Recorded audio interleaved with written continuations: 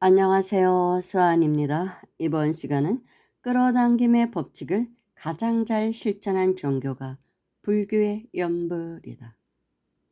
근세기 들어서 아마 가장 많이 팔린 책이 있다면 시크릿이라는 책일 것입니다. 가장 많이 팔렸을 거예요. 모르는 사람이 거의 없을 것입니다. 끌어당김의 법칙을 말하고 있죠. 그래서 선풍적인 인기를 끌었습니다. 누구나 한 번쯤은 끌어당김의 법칙을 시도를 해봤을 것입니다.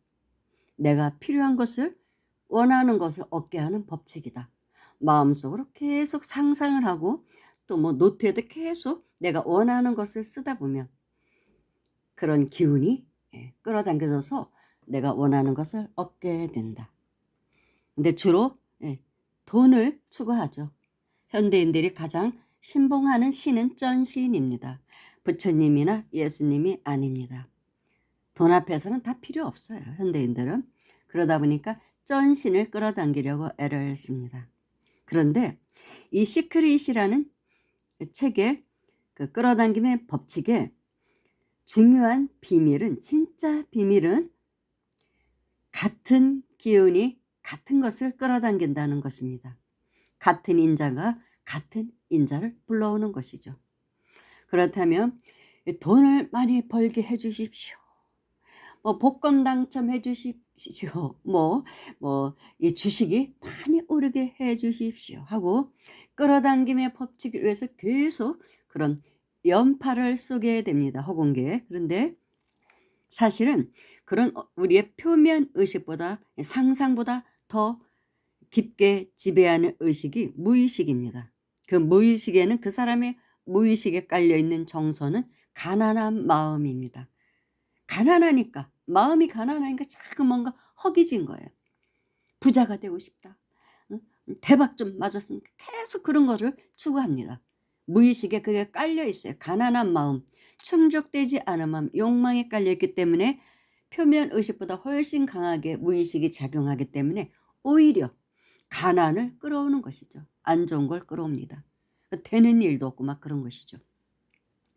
그래서 무의식이 닦이지 않으면 운명 전환은 어렵다고 말하는 것입니다. 우리의 삶을 대부분 지배하는 게 무의식이에요.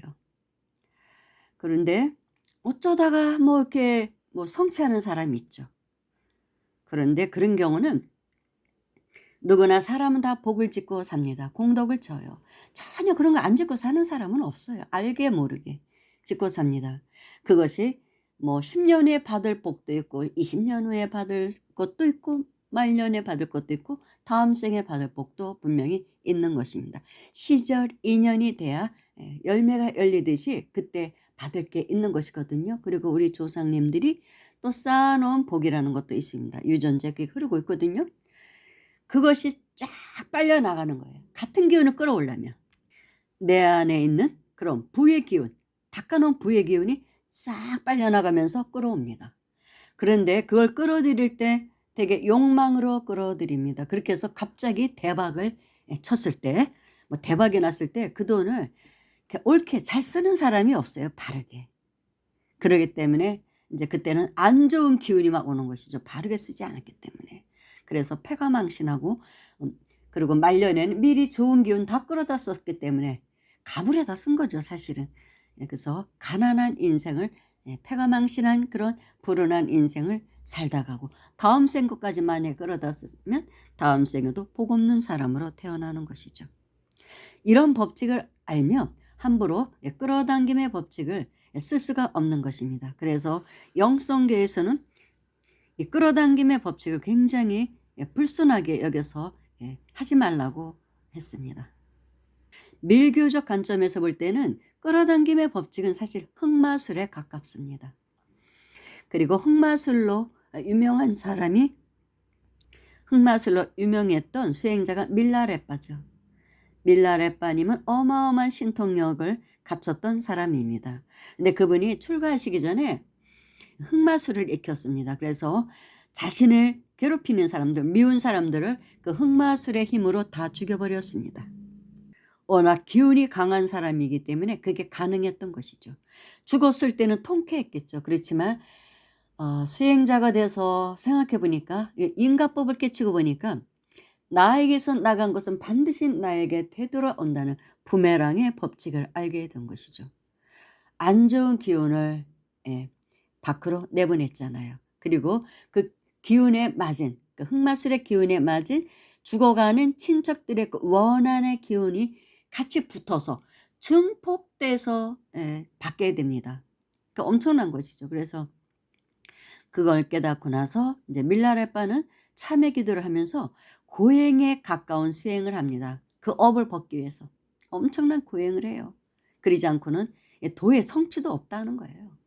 그래서 그걸 다 이제 그 업이 소멸이 됐을 때 진짜 수행에 들어가서 엄청난 그런 수행자가 됩니다. 그래서 모든 수행에는 반드시 하기 전에 인가법부터 알아야 돼요.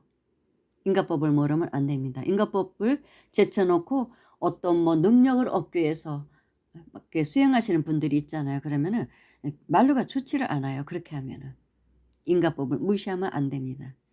이 까르마의 법칙은 이 우주를 지배하는 가장 강력한 법칙이라고 볼 수 있습니다. 그래서 거기서 벗어날 수 있는 사람은 아무도 없습니다. 그러면 불교의 연불은 그럼 좋은가? 불교가 끌어당김의 법칙 가장 잘 실천했다는데 부처님의 명호를 염불하는 것은 염하는 것은 큰 공덕이 되죠. 그 자체로서. 그리고 대개 관세음보살 가장 많이 하죠. 관세음보살 찾습니다. 참선하고 뭐 이러던 스님들도 이러시던 분들도 불사의 어떤 소원을 이루고자 할 때는 관세음보살 염불을 하십니다. 관음기도를 다 들어가요. 대부분 그렇습니다. 전부는 아니지만 관세음보살의 그 자비함, 그 원력을 끌어오려고 하는 것이죠. 그러면 관세음보살 하다 보면 관세음보살의 명호에는 자비의 덩어리이기 때문에 내 안에 있는 자비의 기운이 깨어납니다. 그래야 또 소원이 성취가 돼요. 관세음보살을 찾으면서도 부족한 마음, 불평하는 마음, 누군가를 미워하는 마음을 그런 마음을 끌어올려서 방사를 한다면 소원 성취는 안 됩니다. 그건 관세음보살의 기운이 아니잖아요. 같은 기운은 같은 걸 끌어오니까요. 그렇다면 관세음보살의 원력을 그 원력의 힘을 우리가 입으려면 당연히 관음보살의 자비심이 내 안에서 일어나야 되는 것입니다. 가슴 차크라가 열려야 되는 거예요. 그래서 내 마음속에서 일체 중생에 대한 자비심, 미움도 녹아내리고 그렇게 하다 보면 관음보살님의 그 원의 힘에 의해서 내가 소원이 성취가 되는 것입니다. 기도를 하다 보면 나쁜 마음이든 좋은 마음이든 에너지 증폭작용에 의해서 더 증폭돼요. 누가 미우면 더 미워지고 막 그런 게 있어요. 뭐 화가 날 땐 더 화가 날 수도 있어요. 좋은 마음은 더 또 좋게 증폭이 돼서 많은 사람들에게 이로운 사람이 되고 싶고 좋은 일 하고 싶고 도와주고 싶고 그런 마음이 생깁니다. 그럼 그 좋은 마음에 의해서 또 좋은 것들이 더 오는 것이죠. 그리고 연보를 하다 보면 어떤 뭐 독경도록 하다 보면 무심한 그 자리에 갈 때가 있어요. 닿을 때가 있습니다. 그냥 원도 없고 바람도 없는 그런 마음으로 무심하게 하다 보면 그 공한 자리에서는 의지법계가 다 통하기 때문에 내가 원하는 것을 이룰 수가 있는 것입니다. 다 아시니까. 간샘은 다 일체 중생의 소원을 그 말하는 소리를 다 듣고 계신다고 하잖아요. 그 원리에 의해서 우리의 진짜 마음속에는 또 이제 그 소원이 들어있으니까요. 그거를 아시고 이루게 해주시는 원리라고 볼 수 있습니다. 모든 선지식들이나 불보살님들은 늘 내가 가는 곳은 쌀이 되고 약이 되기를 원을 세웁니다. 이 원의 힘이라는 게 엄청나게 커요. 그래서 우리를 지배하는 업력도 엄청나게 큽니다. 업의 힘도 엄청나게 크지만 그거보다 더 큰 힘이 원의 힘이라고 합니다. 그래서 스님들은 원을 세웁니다. 뭐 성불하기를 원도 세우지만 일체의 중생을 제도하겠다는 구하겠다는 원을 세웁니다. 그게 불보살님들의 원이기도 하고 그래서 불보살은 원력의 힘으로 된다고 합니다. 성불하는 게 궁극적으로는 그래서 법화경의 끝에 보면 다 뭐 관세음보살 보문품, 뭐 묘음보살 보문품, 아니 묘음보살품, 뭐 야광보살품 다 나오잖아요. 그런 게. 그런 보살이 되라는 거죠. 그래서 그런 보살행을 하다 보면 이 성불의 길로 가깝다는 것입니다. 그래서 그 원력의 힘은 우리들의 까르마의 그 업력보다 강하기 때문에 출가 수행자들은 운명을 바꾸기도 하는 것입니다. 운명의 궤도를 싹 바꿔서 새롭게 운명의 프로그램을 짜는 것이죠. 원력의 힘으로써. 그 원의 힘이라는 건 엄청나게 강한 거거든요. 늘 그거를 원하잖아요. 좋은 쪽으로. 계속 좋은 연파를 쏘니 파동을 이 법계에 막 그렇게 방사를 하니 얼마나 그 업이 소멸되고 그 좋은 광명의 빛이잖아요. 원의 힘은. 그렇기 때문에 탁기를 그 까르마의 어두운 기운을 이 빛이 들어오면은 방안도 어두웠던 방도 불을 탁 켜면 환해지듯이 그 빛에 의해서 그런 탁한 기운, 어두운 기운이 파괴되는 것입니다. 원의 힘으로. 그래서 늘 원의 삶을 살라고 하는 것입니다. 업력으로 살지 말고. 근데 우리는 주로 업으로 살죠. 사실은 업력으로 업보 중생이라 하는 게 업력의 힘에 끄달려서 사는 게 중생이고 부처는 원의 힘으로 사시는 분들이 불보살님이신 것이죠. 그래서 늘 노는 입에 연보라라고 뭐 경전 같은 경우는 우리가 하루 종일 경전 읽고 있을 수는 없죠. 앉아만 있을 수는 없잖아요. 걸어가고 뭐 누워서 잠도 자야 되고 그러다 보니까 늘 누워서도 관세음보살이든 아미타불인지 이든 아미타불이든 부처님을 가슴에 모시고 염하는 것이죠.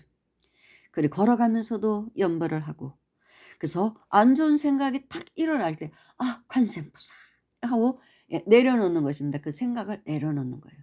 관세음보살로 대체하는 것입니다. 딱 바꾸는 것이죠.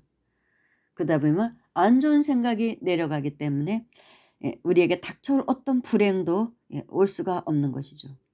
그 기운을 끊어버렸기 때문에.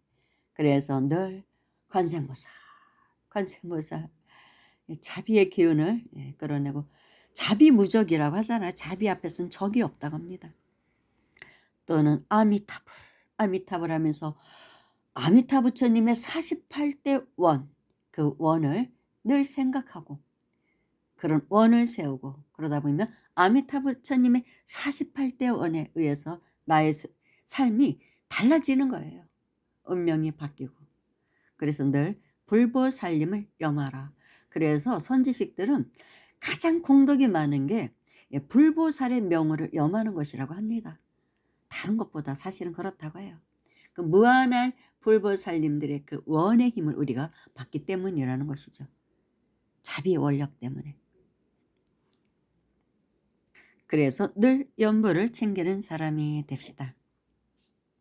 그리고 조용히 명상하는 시간도 많이 가져야 됩니다. 명상할 때는 이제 호흡 수련이 많이 합니다. 저절로 돼요. 또 자연히 호흡에 관하게 됩니다. 호흡을 관하게 돼요. 저절로. 그게 가장 또 기본적인 수행이기도 합니다. 그래서 호흡 수련만으로도 아주 큰 경지에 간 사람들이 엄청 많습니다. 그래서 호흡을 관하면서 연보를 하면 더 좋겠죠.